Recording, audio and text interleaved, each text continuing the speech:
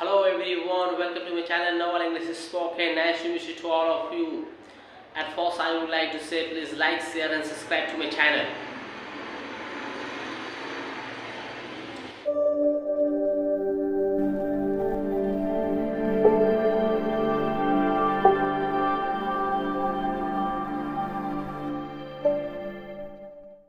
As much as you know, in our previous video we have learned something about the present perfect tense.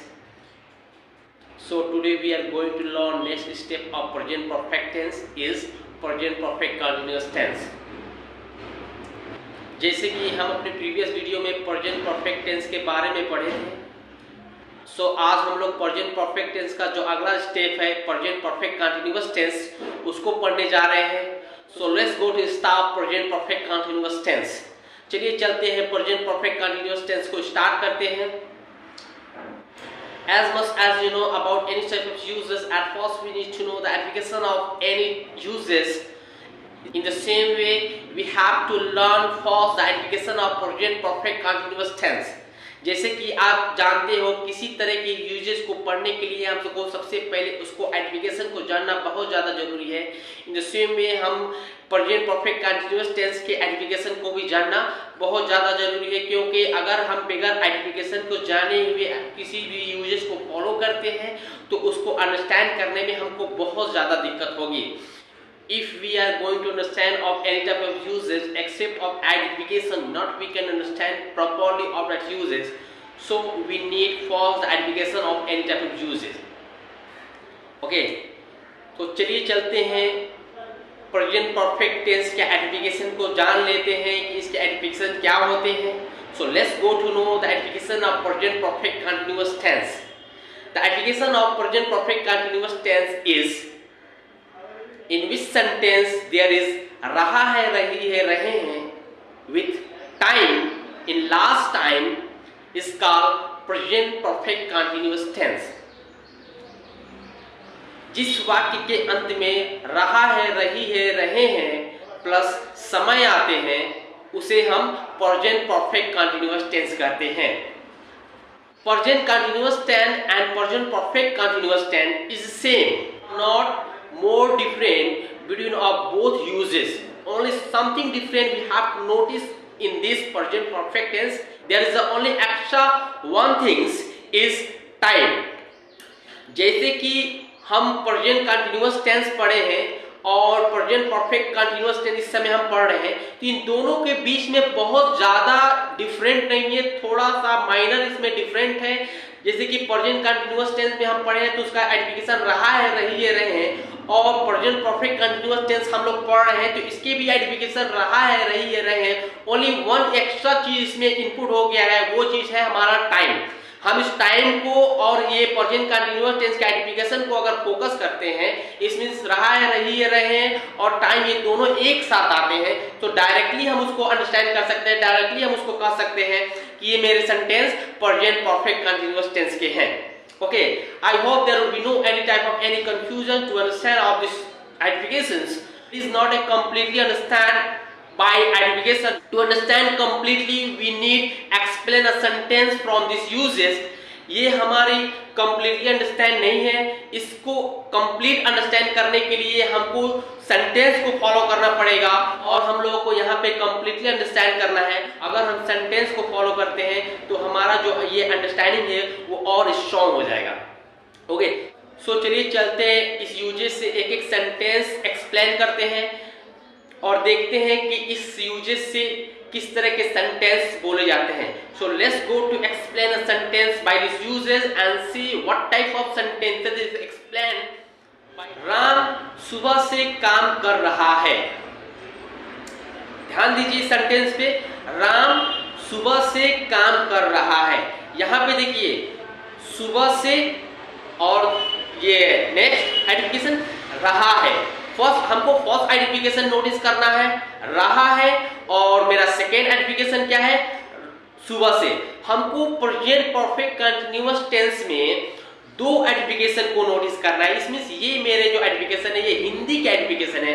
अगर कोई भी बंदा हिंदी से sentence explain करता है तो हमको दो चीज पे फोकस करना है। पहला मेरा फोकस है रहा है और दूसरा मेरा फोकस पॉइंट क्या है, टाइम, इसमें समय। ये जो सेंटेंस में है सुबह से, तो ये दोनों चीज अगर एक सेंटेंस में हमको मिल जाते हैं तो हम डायरेक्टली उस सेंटेंस को कह सकते हैं कि ये sentence present perfect continuous tense के हैं। ओके, तो सेंटेंस पे फोकस करिए। राम सुबह से काम कर रहा है, यहाँ पे रहा है पहला मेरा पॉइंट, पहला आइडेंटिफिकेशन, एंड सुबह से ये दूसरा पॉइंट, दूसरा आइडेंटिफिकेशन। ये दोनों पॉइंट एक सेंटेंस में है, तो ये सेंटेंस मेरे क्या हो गए, प्रेजेंट परफेक्ट कंटीन्यूअस टेंस के हैं। राम सुबह से काम कर रहा है। अगर कोई भी राम सुबह से काम कर रहा है, understanding clear? Is there any doubt you have to understand about these sentences? No, that's good. ये मेरे हिंदी के सेंटेंस है और ये मेरे हिंदी के आइडेंटिफिकेशन है। I hope if anybody will explain a sentence from Hindi side, nobody will have a confusion to understand about present perfect continuous tense. ये मेरे सेंटेंस हिंदी साइड से है। मुझे आशा है प्रेजेंट परफेक्ट कंटीन्यूअस टेंस को समझने में किसी को किसी तरह की कोई भी दिक्कत नहीं होगा। तो चलिए चलते हैं, इस यूजेस को इंग्लिश साइड से भी अंडरस्टैंड करते हैं, क्योंकि हम लोग यहाँ पे इंग्लिश स्पोकन सीख रहे हैं और केवल हिंदी को हमको नहीं समझना है, हमको हिंदी और इंग्लिश दोनों समझना है। क्योंकि then we can be a better if we can be active from Hindi to English and English to Hindi. हम अच्छे से एक्टिव होंगे जब हमको इंग्लिश टू हिंदी और हिंदी टू इंग्लिश में अच्छे से अंडरस्टैंडिंग आ जाएगा। Then we can feel about ourselves. Right now we have learned something about the English spoken. तब हमको ऐसा फील होगा कि हम अब इंग्लिश स्पोकन के बारे में कुछ जाने हैं। ओके, तो चलिए चलते हैं इंग्लिश के साइड के आइडेंटिफिकेशन को जानते हैं कि इंग्लिश के साइड के आइडेंटिफिकेशन क्या होता है। सो इंग्लिश के आइडेंटिफिकेशन को ध्यान करने के लिए हमको इस सेंटेंस में, जैसे कि जितने भी सेंटेंस इससे पहले आप पढ़े हो, प्रेजेंट कंटीन्यूअस पढ़े हो, प्रेजेंट परफेक्ट का पढ़े हो, प्रेजेंट इंडेफिनिट पढ़े हो, तो इंग्लिश के आइडेंटिफिकेशन को अंडरस्टैंड करने के लिए हमको दो चीज पे फोकस करना पड़ता था। पहला मेरा हेल्पिंग वर्ब और दूसरा form of verb. But present perfect continuous tense के आइडेंटिफिकेशन को इंग्लिश के साइड से अंडरस्टैंड करने के लिए हमको तीन चीज पे फोकस करना पड़ेगा। पहला मेरा हेल्पिंग वर्ब, दूसरा मेरा फॉर्म ऑफ वर्ब और तीसरा इसमें हमको टाइम। ये तीन चीज पे हमको फोकस करना पड़ेगा। अगर ये तीनों चीज एक सेंटेंस में मिलते हैं तो हम डायरेक्ट उस सेंटेंस को कह सकते हैं कि ये sentence present perfect continuous tense के हैं। Just as one example I would like to share with you to understand very well about this usage. Ram has been playing this football since morning. Notice of the sentence, Ram has been playing football since morning. यहाँ पे देखिए sentence को focus करिए। Has been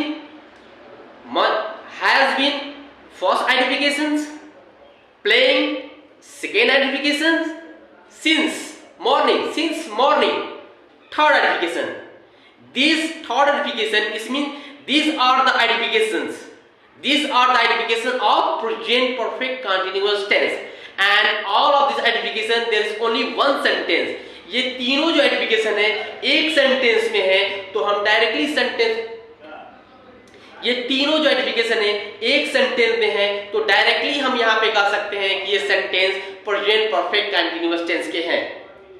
I hope आप इसको बहुत अच्छे से अंडरस्टैंड किए हैं जो कुछ भी मैं बताया। One more time I would like to remind of this same identification to understand better. एक बार और इस आइडेंटिफिकेशन को रिमाइंड कर देते हैं, सेम आइडेंटिफिकेशन को अच्छे से समझने के लिए। जो मेरा सेंटेंस है उस पे आपको फोकस करना है। Ram has been playing football since morning. यहाँ पे देखिए पहला मेरा आइडेंटिफिकेशन हेल्पिंग वर्ब, दूसरा मेरा आइडेंटिफिकेशन है प्लेइंग और तीसरा मेरा आइडेंटिफिकेशन है टाइम। ये तीनों मेरे आइडेंटिफिकेशन एक सेंटेंस में है, तो इसको हम प्रेजेंट परफेक्ट कंटीन्यूअस टेंस कहते हैं। जैसे कि मैं अपने बैक वीडियो में बताया था कि किसी चीज को फॉलो करने के लिए, किसी क्वेश्चन को सॉल्व करने के लिए हमको उसके फॉर्मूला को जानना बहुत ज्यादा जरूरी है, क्योंकि हम जब फॉर्मूला को जान लेते हैं तो क्वेश्चन को सॉल्व करने में हमको बहुत इजी होता है, आसानी से क्वेश्चन को सॉल्व कर लेते हैं। सो to solve of any type of question, at first we need to know the formula of that question. If we know the formula of that question, directly we can solve, we know any type of problem on that moment. Okay, so ये फॉर्मूले हैं English side से has been and have been। ये इसके helping verb है, has been, have been. इसके जो form of verb होते हैं वो 4 फॉर्म ऑफ वर्ब होते हैं। जैसे प्ले का प्लेइंग हो गया, means ING form, 4 form of verb is ING form, play का प्लेइंग हो गया। सो हेल्पिंग वर्ब क्या है मेरा, हैज बीन, हैव बीन।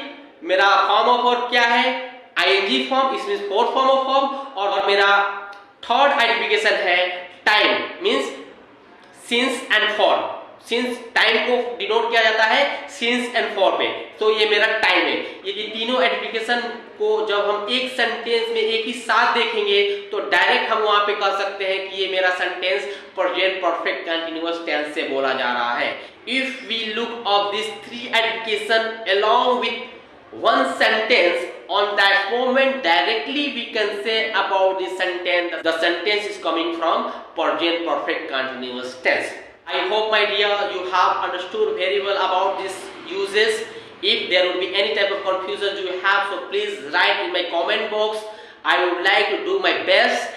मुझे आशा है कि जो कुछ भी मैं आपको बताया हूँ आप बहुत अच्छे से उसको समझे हो, बट फिर भी अगर आपको किसी तरह की कोई भी दिक्कत हो तो प्लीज मेरे कमेंट बॉक्स में आप राइट करिए। मैं कोशिश करूंगा कि आपको वहां पे और अच्छे से बता दूं।